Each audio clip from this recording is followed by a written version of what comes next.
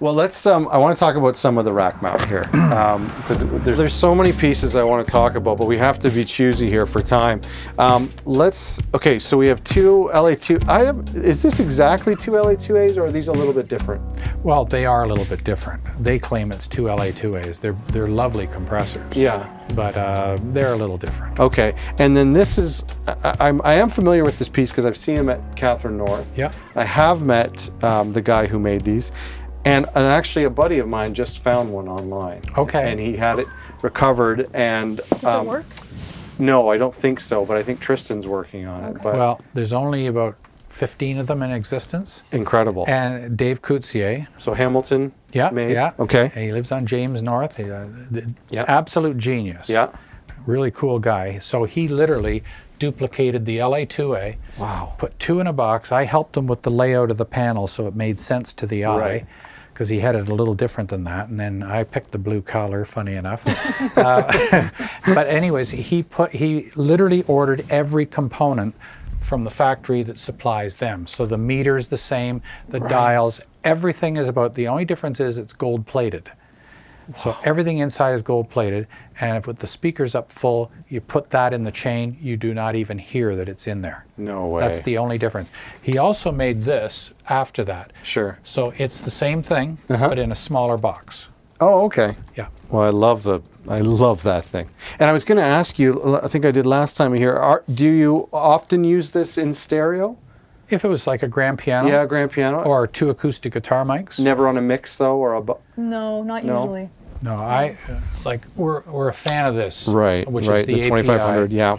For mixing, because you can just tap it, and I don't use it very heavily. I just do it so that when it goes upstairs, we've already knocked a few spikes out. That's all I use. Genius. We don't have that big black line philosophy when it comes Yeah. to mixing. Like, we want a little bit of the roller coaster yeah, still. amazing. So, yeah. So Amy, you said this is your favorite It's my here, favorite. the LA3A. Yeah. So why is that? I love the sound of it. When I've used it on everything, and it hasn't sounded bad once. And certain things you put through there, and like Bob said, it's completely invisible. And other things, you really hear it, but it's a nice compression. I don't like that they can't be linked, but okay. as two separate units, they're lovely. And Yeah. and if you sort of set your settings the same, they work as a beautiful stereo. And so this is the non-tube version of... Yes, it came out after the LA2A. Okay. It was kind of next. But the thing most people don't know is because of the analog meter, you would think that when you hit an LA2A with a loud sound, you would think it takes a while for it to kick in. Right. It doesn't. It's like a millisecond. It's quick as a bullet. Okay. And then it releases in 2 stages. Okay. So when it comes to actually doing a vocal on a mix, I usually, myself, I'm a fan of this one. Okay. Because you can What's set that, the David? attack and release at 0, and now it compresses, you barely hear it, but it puts the vocal in your face, and if there's a loud word followed by a really quiet word, you hear both. Okay. With an LA2A, you sometimes miss the second word. Interesting. What do you use these on, Amy? I've used it on everything: grand Everything, piano, eh? acoustic, backing vocals, electric guitars. Got to try one. There isn't anything we haven't. And actually, I don't know if you want to chat at all about this piece, but so these two guys here, we actually have inputs to them out on the patch bay. Okay. So Bob was mentioning earlier, one of the musicians that we work with a lot, her live off the floor vocals often end up being the album vocals. So he'll plug her vocal mic into this out on the floor, and it is stunning. It is a beautiful EQ and compressor. And it's the preamp off of a UA board from the early 60s. What's his name? Putman, yeah. And then will it go into here? Yes. Okay. Yeah. Okay. Yeah. But that's the beauty. Everything there is in and out patched right there. Wow. So everything in this room goes in and out with the patch bay. I'm curious about these Summit Audio. Jay, you can holler at me if I'm in a bad position here. I'm sorry, but you've got 4 of them. I've never seen one in person before. You need to tell the story behind those. Yeah, what's the story with these? Well, they're made in LA. I actually got a chance to talk to the designer who owns the factory on the phone one day, quite by accident. But anyways, I've talked to that guy, and what happened was I used to have 2 of these 1176s, the vintage ones. And Dan Lanois was here one day. He says, wow, you've still got the 1176s. Would you ever want to trade them for something? I said, like what? He says, well, I got 4 Summit Audios, which I knew of. Yeah. I said, done. Well, I've never recorded with an 1176 in my life. Okay. Because there's no compressor dial. You have to feed it more. Right. Well, it doesn't matter if it's brand new or a vintage one, they all crackle. Right. So they're not good for recording. Okay. Okay for mixing, as long as you don't have to touch it. So he traded me those 4 Summits that he had down there. And I was thrilled because we use these like constantly. Is it an LA2A style? Or? It is. The difference is it's got an attack and release switch, a 3-position switch. And you can link them too. Wow. Yeah, in pairs you can link them. Incredible. They're a little bit lo-fi. They round off a little bit way up and a little bit way at the bottom. But for acoustic guitars and stuff. And they'd be cheaper than a Oh, I think so, electronics? yeah.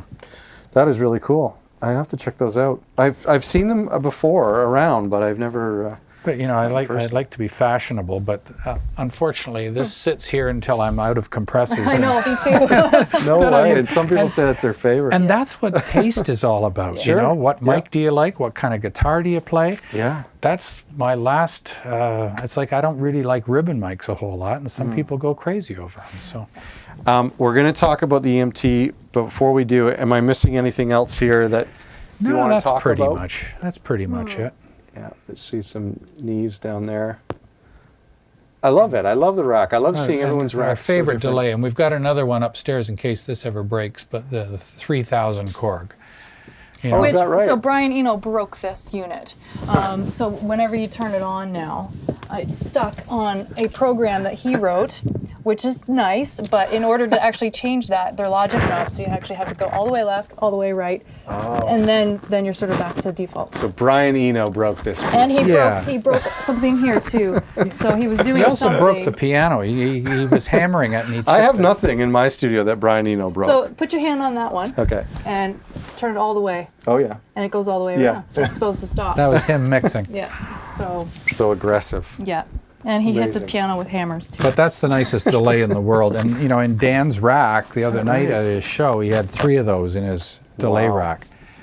I mean, and that's the kind of thing when we go to studio, we see a distressor, we see these common things that everyone says they love. yeah. But you don't always hear about that. You don't. These are little secrets. I love that unit. It's so lo-fi in so many ways, but it has a delay that you just can't. You know, Bob says it best. If we could get all of this stuff as a plug-in in one unit, we would do it because it would save us a heck of a lot on Horizon Utilities and all that stuff. We could buy a really cool airplane if we if we got rid of all this and just bought it in a box, right? Yeah. But there's just something about the actual unit. It's and you guys are going to get to that. So this, I mean, our Bricasti and some of our other digital reverbs have an EMT emulation, and sure, it sounds wonderful, but it's missing something, obviously, because there's the real machine with all of those components that actually make that sound.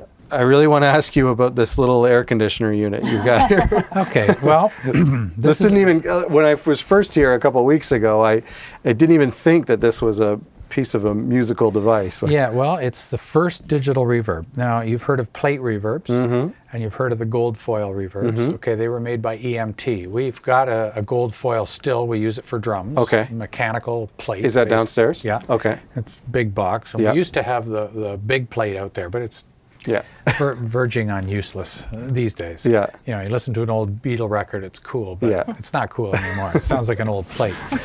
But in the late 70s, EMT developed this through a number of people who were geniuses. And you know, today they put everything on a great big huge chip. So when you want to change sounds or times, you'd alter it. Then there'd be a big gap while it reloads. Then it would come back on the new setting. Right. This one, if you want a short reverb, you put this down in here at 0.4, hit set, and it's seamless. So on the last note of the song, if you wanted to go 4 seconds, you get it ready to go, tap that, boing, it goes off into a canyon. Wow. The sound of it is the best reverb in the world. If you hear one of these, it's unmistakable. Like, I've been listening to the radio sometimes, I'll go, that's an EMT on that person. right, eh? You can't miss it, yeah.